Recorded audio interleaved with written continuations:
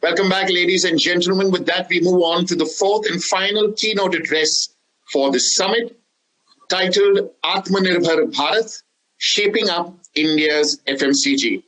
And it's an absolute honor and delight to welcome and introduce Piruz Khambatta, Chairman and Managing Director, Rasna. Piruz, the floor is all yours. Thank you very much. Thank you. And I was just told about the Uri scene in which you see students designing a rocket. And I'll be very happy if after this presentation, there are some young entrepreneurs who will have the FMCG rocket. And that rocket will land up in various countries in the world. So I think I am very happy to be part of these sessions, because even if one or two entrepreneurs get sort of motivated by what I'm going to say and can put up a Make in India enterprise, I think my job is done. So I think this is how I look at these sessions. So I would thank AET for especially giving me this opportunity. I have been part of many of their events and many of functions and whatnot. And this is a good opportunity, and let me start. I have titled whatever I'm going to say called Revive FMCG, because I think COVID has given us this opportunity to see afresh and a plan fresh. So that's what I'm going to title it. And I personally believe that the Prime Minister and his team has done something which was possibly in my mind is there was a calamity, and they have tried to use it as a catalyst for growth. And if you ask me, some of the best economies in the world, let us say Korea, Japan, West Germany, they all come out of a crisis. So I said, of course, COVID and Corona is a crisis, but how to take this crisis by the head and catalyze it into growth is something this government has done pretty well, and I should compliment the Prime Minister for this. And I should also compliment him for the Vocal for Local slogan, which is definitely going to help a lot of companies. So Atmanirbhar Bharat, local for local, I think this government needs all the credit. And that's why everybody, right from the chairman of India's biggest company to the man on the street today, is talking of Atmanirbhar Bharat, vocal for local, and more importantly, self-reliant. India can be a factory to the world. I don't think Atmanirbhar Bharat is complete without the Make India Factory mission, which is our main mission. Keeping this in mind, the government in the past few months have given around 20 plus stimuluses of various kinds. Means if I go on this 20 right now, 20 plus or 24, 25, it will take too much time. So what I'm going to do is only focus on a few which I think are important, especially for the food FMCG, because I generally come from the food FMCG, food part of it. And I think we need to all work towards that, like the Essential Commodity Act. Since I joined business, people were saying we can't stock goods, somebody will take it to prison, and there are a lot of issues on the Essential Commodity Act. So that changes certain sections of the act, not applicable for industry, is a good thing. Second most important thing is now you have a Central Contract Farming Act. And I think this piece of legislation is very good because it gives you a chance. When I say you, means the food manufacturers give the chance to directly work with the farmers to ensure that from farm level we get our produce at what we want. We want more lycopene, we want so XYZ, more things we can get. And similarly followed by the agri-marketing reforms where we don't need to go to the APMC. In fact, the farmers also get a choice where they want to sell. The labor reforms, because earlier there was a huge issue which you can close something, you can start but not close, which is not fair. Now at least some industries which are stressed can close. Now there is a fixed term employment by which if you want certain people for, let us say I get 50 containers extra order, so I can hire, say, let us say 50 more people for 100 days under fixed term employment contract, which is pretty good. And the last piece which was announced a few days back only is the PLI scheme. Now I'll take only 15 more seconds on the PLI scheme, because unlike the past schemes, where the whole idea was that they are wanting to put various units across the country, here they are saying they will pick and choose the good people, the big people. They will see what is our production, what is our sales, and on a benchmark of that growth, they will give incentives. So actually, it is, in my mind, it will make the big bigger. And if you ask me if they do it well, I have not seen the fine print because the fine print has not been released. But if they do it well, I think it can change the face of the FMCG industry. And a lot of food products have been included in PLI, and I definitely feel PLI can help industry in a very big way. This is what has been done. I think a lot of next things need to be done also, and industry has been talking about it. For example, some laws like PCO, the packaged commodity order, which needs to be sort of now at least removed for the food sector. A packaged commodity order needs to be changed for rest of the FMCG sector. A lot of ease of doing business things at state level. We need more of MDA programs to boost Make in India brand. In fact, the MEIS confusion which is there in the last 6 months is actually not helping exports. So we need MDA, we need this MEIS confusion removed. We need more safeguard and anti-dumping measures to see that unnecessary FMCG products are not dumped in the country. A lot of FTAs and PTAs are what you ask me, history, and they need to be relooked at. A lot of them are not needed. A lot of non-tariff barriers are there when Indian exporters go abroad. Why I'm saying is because the whole idea is to make India the factory to the world. So this non-tariff barrier should be removed. And heavy tariffs are there on many agriculture and food products, especially in Europe, UK. So when we are negotiating treaties with the foreign government, they are asking for us a lot. You open up this, you open up that. Like UK is saying we want our alcohol free of duty now, obviously, or lesser duty. Why can't we say we want food products into UK with lesser duty? So something like that. And now I come to the opportunity section, because I was told that, Mr. Khambatta, you first talk of the opportunity, which I'll probably now start, that I believe that for young people, even for existing FMCG companies in food, non-food, there are a lot of opportunities. Now, in COVID, where I say half glass full, half glass empty is COVID, a lot of people will see half glass and say, my God, COVID has come, what to do? My sale is half. I'm saying, no, on the contrary, there are a lot of ways to revive. And that is what I have made a plan here, what I call Revive FMCG. So the whole plank of today's discussion is how do we revive FMCG using the Atmanirbhar Bharat schemes which I mentioned.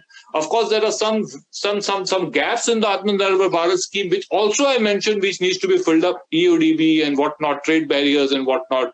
But more importantly, I think industry today, the government can only take the horse to the water. It can't make it drink. So I think industry now has to really take in and say, well, let us start what we can do. Now, rural markets, E is e-com, V is vocal for local, I is innovation, V is visibility on the marketplace, and E is export. This is how I call revive and how I want to see it. So coming to the rural markets, I think most important thing is that India is always its hinterland. Unlike IT, which has flourishes, let us say, in only a few state capitals, or even not a few, you could say, FMCG, the real growth comes from the small towns. If I go to my research agency, I don't tell them to research Delhi and Bombay. Maybe one city I'll tell them to research. But I want to go there to research in Gondia, in Kalol, I don't know, in smaller towns, even Hublis of the world. And more importantly, we have to understand that the government is pumping in a lot of money in the rural sector in various things, including, buying crops at a given price and all the various programs, Marega and whatnot.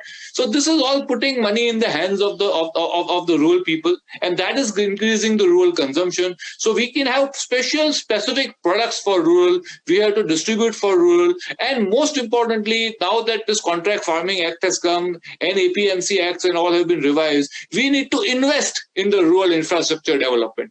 Time has come for food, at least the food FMCG companies, to start investing in rural infrastructure, and they will see the returns. We will get better value for our raw materials, consumers will better price, and we will see the returns. And all this money and all the plans of the government will be half empty if rural is not seen. And another hand, e-com is the way. In fact, the biggest thing which has happened in COVID is the e-com. And that's why you see that petrochemical companies and the brick and mortar companies, the people who set up supermarkets, they are selling it. And people who had small frigidity, small e-com companies, they are getting valuation through the roof. In fact, surprisingly, many of the e-com companies are valued much more than 10 times bigger companies. And because of this e-com push, you are seeing what is happening to Nasdaq abroad and what is happening. So I don't need to talk about the stock market here, but you can see that a lot of why the stock market is on fire for this sector is because people believe that the future is this. Future is e-com. Future is the Amazons of the world. And I don't think it is Amazon only who can do it. I'm sure there are Indian companies who can do it. Reliance can do it. Even the smaller companies can do it. And FMCG companies like even Rasna, we have partnered with most of these companies in the e-com. And more importantly, I believe that you can also link the farmer to the consumer with this. Vocal for local is very important. When possibly 20 years back, we used to run a campaign. Our products are similar to abroad. Or a foreigner will run a campaign now in India. I mean, that means you are an American company, but now selling in India. Today, proudly, I can say Indian companies can say vocal for local, and Indian companies can say, like Rasna is saying here, be Indian, buy Indian. In fact, we are running this on Times Now. So this is something which we can do. And honestly speaking, the vocal for local makes much more sense with local products. So honey-based products, shikanji, ampanna, chawanprash. These are the type of products in my mind where this makes much more sense. And in COVID, there's a huge scope. A lot of companies have come in. I don't need to repeat. I'm sure people must have talked in wellness, health, hygiene. There's a huge scope. But let me tell you, in my mind, the huge scope is an export in this product also, which I'm going to talk about later also. Then I come to the visibility, especially the visibility on the e-marketing platform. I think all of you know about the GEM portal and how people can line up. I'm sure people know of the Jumbo Tails, the Udaan, the ShopX, the Ninja cards, how we can use the B2D space to really reach out and once again to the smaller towns, and how FMCG companies can either tie up with these players or have their own apps. A lot of companies, including us, are now looking at full-time apps. We are looking at full-time presence on the marketplace. But this is very important. And then what I was just saying, huge, honestly, I have never understood this. Indian FMCG is big. We have huge capacities. Many capacities are full. But in the international FMCG market, we hardly see Indian products, except probably some khakra and papad and chutneys and some product here and there, and maybe some toiletries here and there. You don't see Indian products abroad. When our Prime Minister talks of Ayurveda, the Ayurveda FMCG products can really go abroad in a very big way.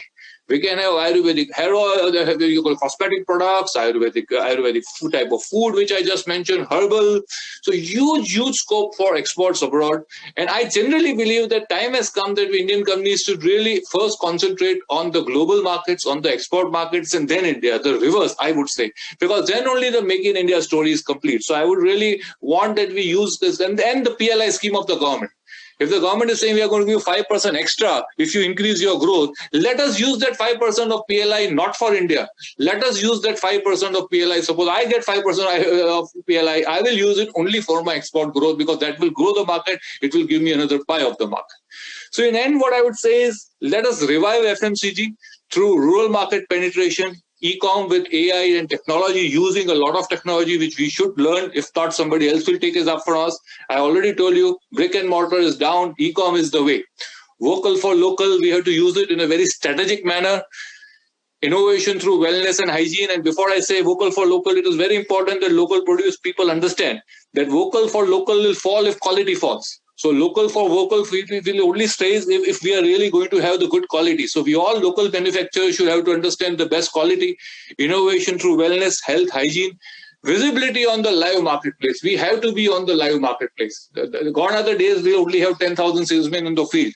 We need to have the eyeballs on the live marketplace and export to the world, because I think the real story is there, especially using the PLI scheme of the government, taking the full advantage and exporting to the world. This is what I believe will really help us grow the market. And I would like to end, but I would like to be very happy to answer maximum questions, and that's why I will be a little bit fast. So if there are any specific questions, I'll be very happy to answer, including the policies of the government, because many policies I have been involved with in the nitty-gritties also when the policies were made in the first place.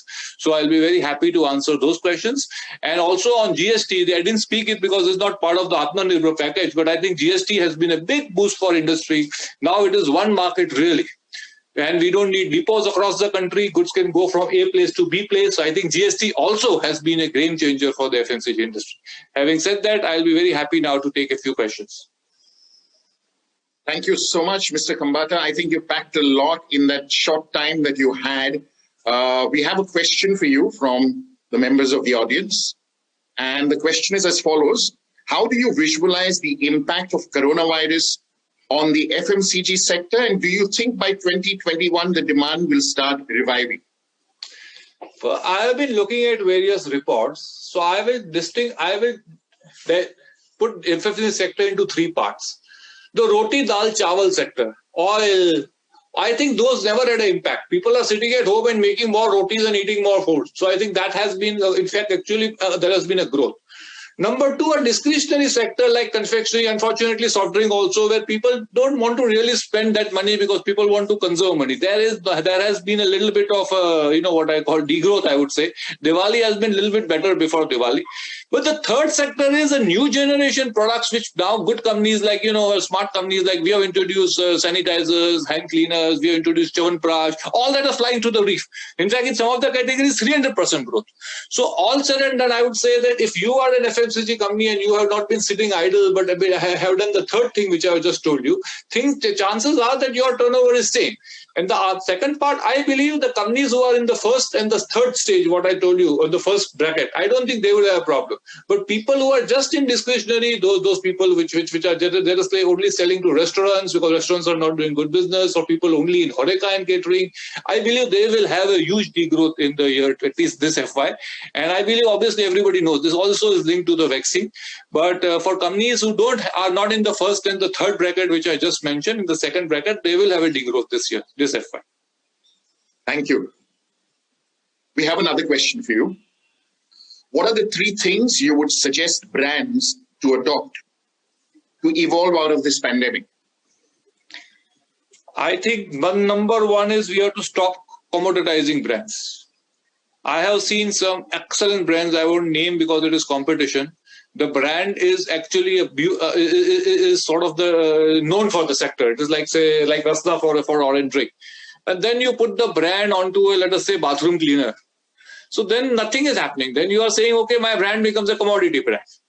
And in COVID, it will help you, but over a longer period, it's killing your brand. Like I would not like to put Rasna on a hand cleaner. That's why I call it semi-fresh. I not call it Rasna, incidentally. So I think number one is don't imagine that you can put your brand on any commodity. Don't commoditize the brand. Number one. Number two, I think consumer is now more interested in how the product will fit in with my new COVID lifestyle, because everybody has altered lifestyle, including me sitting here. So we have to somehow link the brand and its promise with the lifestyle. Suppose, for example, my brand promise is parties. That every day there is a wedding party, there is a Rasna open up. But I don't want to do it because I know that this is something which is not a birthday party, I would say, more than a wedding party. So we have to find a new way to really sell our product. And third, I said a few minutes back, if I have X amount of money on brand development, I would prefer to use it abroad in social media, because abroad social media is cheap. Abroad is cheaper than India, I would use the word, and I can fetch good returns. In fact, I am myself doing a test market, putting in one or two countries only on the e-marketplace Rasna and doing only e-marketing and seeing how the offtake happens in that country. I'm not talking of India abroad. I am myself experimenting. Only no regular distribution. Only on the e-marketplace and only advertising on this platform abroad. So these are the low type of things which I would suggest you to do. Wonderful. Thank you for all your insights, Mr. Piruz Khambatta. And mainly for all the insights on Atmanirbhar Bharat, I beg your pardon, shaping up India's FMCG. Thank you for taking time off your busy schedule, and we wish you and Rasna the very best going forward. I wish all of you also, and I'm sure I'm very bullish that I think as a country we have come out of bigger things, and COVID, I'm sure we all come out. And I should also thank all the business people and a lot of people who have volunteered to help in this whole war. It is not only the government. I think this war is being right now fought in partnership with all of us civil society, and I'm thankful to all the people in fighting this war together, and who are not also should join this war. I don't think we can only leave it to the government. You go and fight. We are sitting in our rooms. We need to fight this war against Corona. I still believe, and now also it will continue. Absolutely. On that note, I would once again like to thank Mr. Piruz Khambatta, Chairman and Managing Director, Rasna, for his insights. And with that, we will be back on the other side in a few minutes with the closing keynote. Do stay tuned in.